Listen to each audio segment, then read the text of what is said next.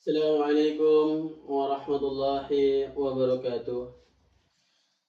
Alhamdulillah, alhamdulillahi rabbil alamin. Wassalatu wassalamu ala asrafil anbiya'i wal mursalin.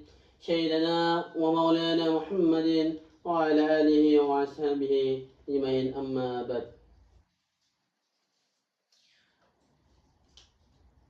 Teman-teman yang dimuliakan oleh Allah Subhanahu wa taala, marilah kita sama-sama memanjatkan puji syukur kita kepada Allah Subhanahu wa taala sebagaimana pada saat ini sekarang ini kita masih diberikan nikmat iman, nikmat Islam dan nikmat kesehatan. Selawat serta salam semoga tercurah limpahkan kepada baginda kita Nabi Muhammad sallallahu alaihi wasallam, Nabi yang telah membawa kita dari alam kegelapan menuju alam terang benderang seperti apa yang kita rasakan pada saat sekarang ini. Yang terhormat Bapak Ustadz Dosen Vinsa Adi Pratama MAG selaku dosen pengampuh mata kuliah Filsafat Hukum Islam, semoga beliau sekeluarga dalam lindungan Allah dimanapun berada. Amin. Amin ya rabbal alamin.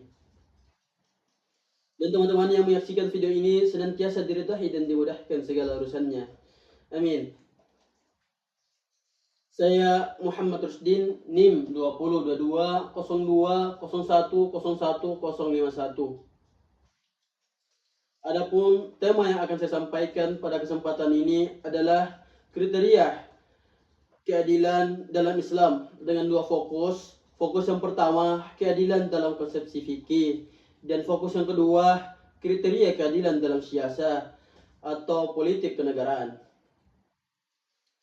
Perlu kita ketahui, tema ini sangat penting untuk kita ketahui karena keadilan adalah salah satu pilar pokok ajaran Islam. Bahkan Allah Subhanahu wa taala memerintahkan kita untuk selalu berlaku adil dalam segala urusan. Langsung saja ke fokus yang pertama, keadilan dalam konsepsi fikih. Saudara-saudaraku yang dicintai Allah Subhanahu wa taala, dalam ilmu fikih keadilan adalah memiliki makna yang sangat mendalam. Fikih bukan hanya bicara halal haram tetapi juga akhlak, etika dan kriteria kepercayaan seseorang dalam urusan hukum. Para ulama fikih mendefinisikan adalah sebagai istiqamah fil al-din wa al-salamah min al-kabair wa tark al-israr ala al-sakhair, yang artinya keteguhan dalam agama, terhindar dari dosa besar dan tidak terus-menerus melakukan dosa kecil. Dalam konteks fikih, keadilan adalah seorang individu menjadi syarat sah beberapa ibadah muamalah, misalnya syarat diterimanya kesaksian di pengadilan, syarat menjadi imam salat jamaah, dan syarat menjadi wali nikah. Adapun kriteria keadilan dalam fikih antara lain, yang pertama, berpegang teguh pada ajaran agama. Orang yang meninggalkan salat tanpa uzur atau terangan melakukan kefasikan dianggap tidak adil atau fasik. Yang kedua, menjaga diri dari dosa besar. Yang ketiga, tidak terus-menerus melakukan dosa kecil. Dan yang keempat, berakhlak baik dan terpercaya.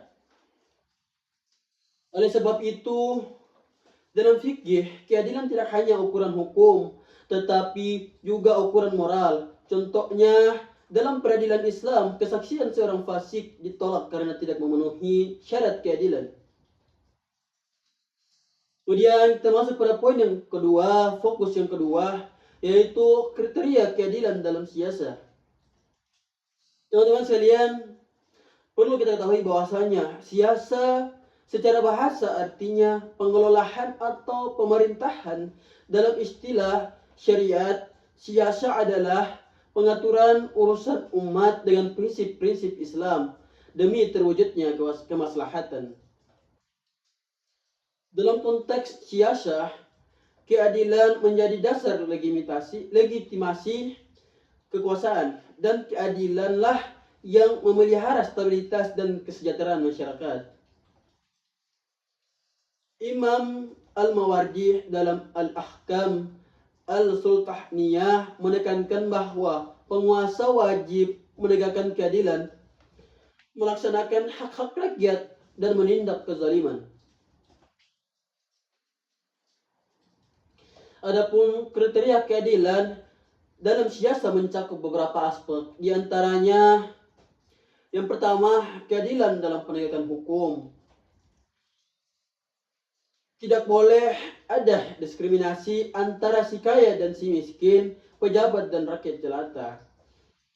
Nabi SAW bersabda, "Jika Fatimah putri Muhammad mencuri, niscaya akan kupotong tangannya."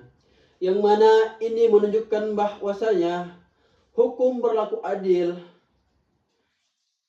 bagi siapa saja. Yang kedua, keadilan dalam distribusi kekayaan dan sumber daya. Negara wajib memastikan kesejahteraan rakyat.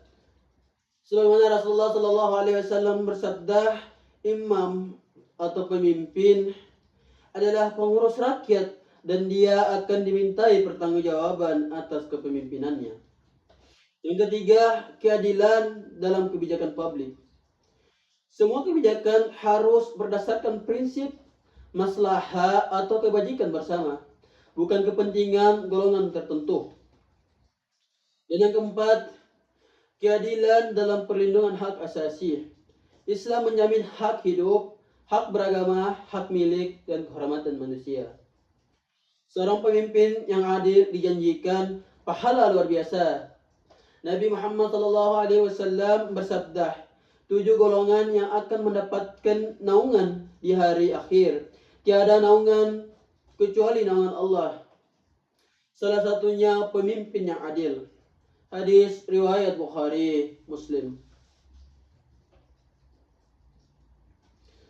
Saudara-saudara yang dirahmati Allah Subhanahu wa taala, perlu kita ketahui bahwasanya dalam fikih lebih bersifat personal dan moral, yaitu kriteria keadilan individu dalam menjalankan agama.